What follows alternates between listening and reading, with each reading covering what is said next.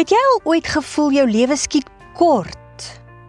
Omdat jy ander se vrolikheid, hulle seëninge en vooruitgang sien.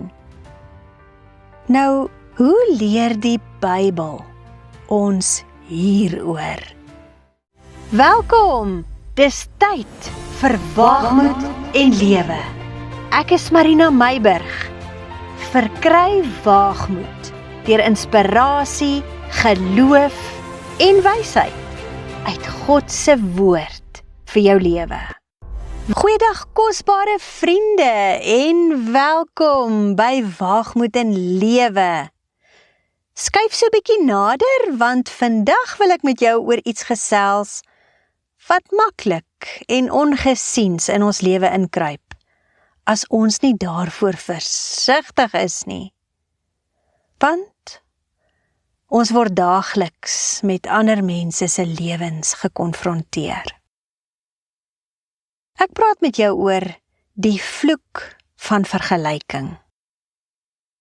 'n Sterk keuse van woorde. In ons moderne wêreld, veral met sosiale media, sien ons almal se hoogtepunte, mense se sukses, hulle seëninge, hulle braakgoed, hulle reisfoto's, die lekker kos wat hulle eet, hul glimlaggende en prettige foto's, en al die mooi en blink wat perfek lyk. En voor jy dit besef, begin iets gevaarlik in jou gedagtes posvat. Jy begin vergelyk. Hulle lewe teenoor joune. Hulle seëninge teenoor jou situasie. Hulle vreugde teenoor joune. Wat hulle het teenoor wat jy het. En tog is die waarheid dat die dinge wat ons op sosiale media sien, is eintlik maar 'n baie klein deeltjie van wat hulle totale lewe verteenwoordig. En dan vergelyk ons onsself daarmee, die klein deeltjie, die mooi deeltjie, van 'n baie wyeer lewe, wat dalk in realiteit heeltemal anders lyk. Dalk nie, dalk wel. Kom ons gesels. Wanneer ons in vergelyking verval, raak ons so besig met mense, hulle goed en hulle seëninge, dat ons heeltemal van God vergeet. Dis hoekom ek die sterk woord gebruik in die tema die vloek van vergelyking. Vriende, afguns groei soos mos op ons gees. En dit verstik alle vrede. Dis soos 'n vloek wat op jou kom sit. Jou hart raak onrustig en bitter en jy voel al meer en meer ontevrede en geïrriteerd met jou lewe. Tot daar eintlik binne in jou hart soveel wanorde woed, dat allerhande gemeene gedagtes en selfs dade, soos kinder, vyhandigheid en ander vrug van die vlees jou lewe begin vul en oorheers. Dit is regtig asof vergelyk soos 'n vloek op jou lewe sit en dit verteer. Kyk net hoe bevestig Jakobus 3 vers 16 dit. Want waar afguns en selfsug is, daar is wanorde en allerhande gemeene dade. Sien jy hoe dit werk? Ons ken almal een of ander tyd in ons lewe hierdie pad. 'n Oomblik van begeerte na iemand anders se lewe en dan die vloek van vergelyking wat vrye toegang tot ons lewe verkry, indien ons nie die briek hard trap en doelbewus daardie hek toemaak nie. Vergelyking bring afguns. Afguns bring wanorde. En wanorde? Wel, Dit steel jou vreugde en vrede. En dan is jy al die pad afdraande teen 'n hoë spoed op pad afgrond toe. Maar luister 'n bietjie. Hier is nou die goeie nuus. Jy kan hierdie vashou van die vloek van vergelyking in jou lewe breek. En ek wil net gou weer sê, dis nie regtig 'n vloek nie, hoor. Ja, dit kan word, maar dit is nie in beginsel dit nie. Ek gebruik net hierdie sterk woordkeuse om die punt te maak weens die ernstigheid van hierdie beginsel. So, moenie bekommer nie, dis net woordgebruik. Hebreërs 13 vers 15 sê, julle gedrag moet vry van geldgierigheid wees.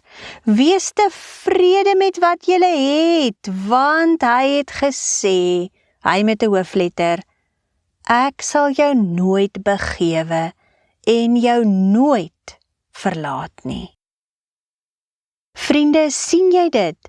Tevredenheid kom nie uit wat jy het nie, maar uit wie by jou is.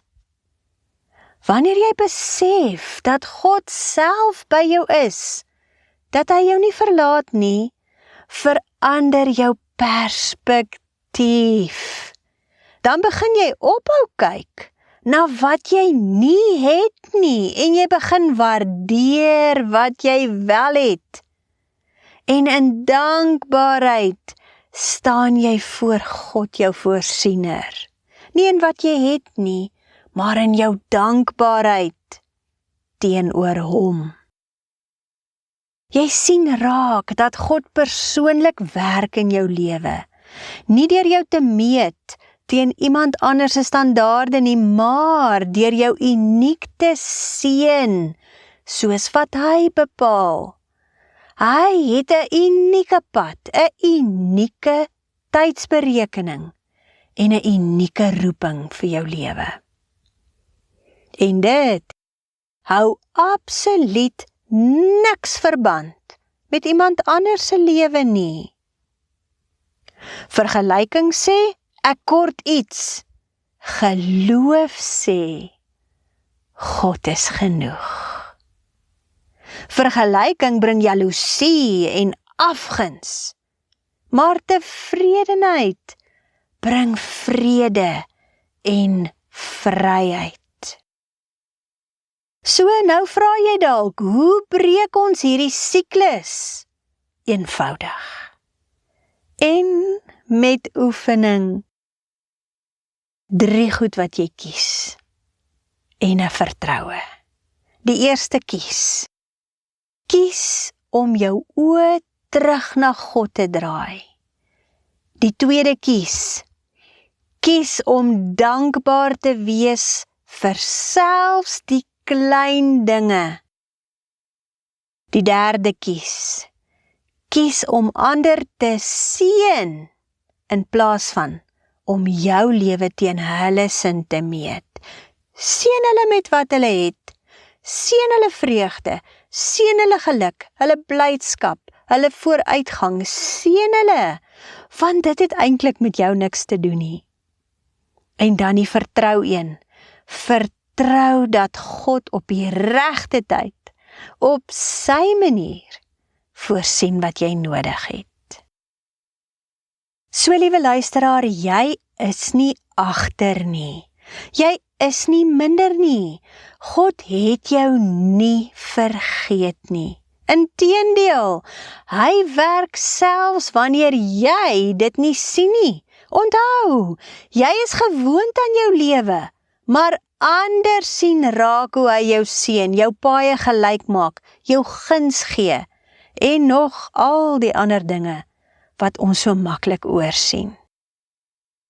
Mag jy vandag stap in die vryheid van dankbaarheid en tevredenheid en die vreugde van God se unieke plan vir jou lewe. Kom ons bid saam. Vader, dankie dat U ons elkeen se pad ken. Vergewe ons asseblief waar ons onsself met ander vergelyk het en ook dan ontevrede was. Help ons om ons oë op U te hou en met 'n dankbare hart in vrede te leef, met die wete dat U genoeg is. Dankie vir elke gawe en seën wat ons elke dag uit U hand ontvang. Ek loof U in Jesus naam. Amen.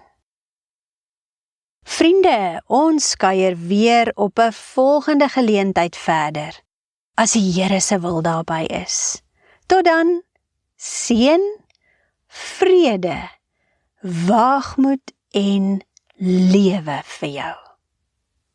Totsiens.